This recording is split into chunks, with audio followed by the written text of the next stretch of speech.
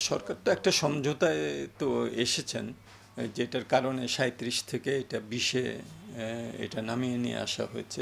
এই যে আমরা ওদের কিছু কমিটমেন্ট করলাম, এই কমিটমেন্টগুলো যদি আমরা খুব কুইকলি এক্সিকিউট করি। বাণিজ্য ঘাটতি কমানোর শর্তে বাংলাদেশি পণ্য রপ্তানিতে আরোপ করা বাড়তি ৩৭% শুল্ক কমিয়ে গেল ১ আগস্টে ২০% করেছে মার্কিন যুক্তরাষ্ট্র।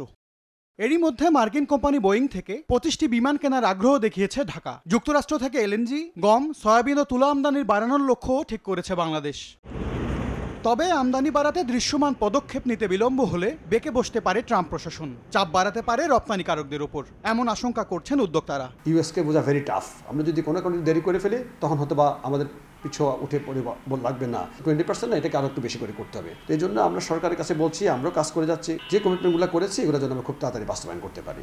ব্যবসায়ীদের এমন শঙ্কা দূর করতে সরকারকে এগিয়ে আসার তাগিদ দিচ্ছেন অর্থনীতিবিদরা। সবচেয়ে যেটা দ্রুততার সাথে দেখানো যায় সেটা হলো গভর্নমেন্টের প্রকিউরমেন্টের ক্ষেত্রে সরকার যেগুলো প্রকিউরমেন্ট করে সেসব প্রকিউরমেন্টগুলো মার্কিন যুক্তরাষ্ট্র থেকে বেশি করল। প্রতিযোগিতামূলক বাজার থেকে সরে যুক্তরাষ্ট্র থেকে পণ্য আমদানি বাড়াতে প্রয়োজনে নতুন নীতি কৌশল সাজানোর পরামর্শ তাদের।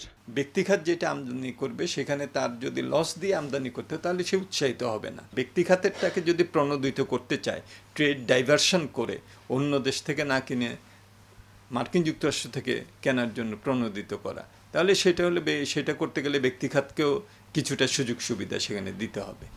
চলতি মাসেই বাংলাদেশ ও যুক্তরাষ্ট্রের মধ্যে একটি বাণিজ্য চুক্তি হওয়ার সম্ভাবনার কথা জানিয়েছে বাণিজ্য মন্ত্রণালয়। এম এস আরিফিন, সময় সংবাদ, ঢাকা।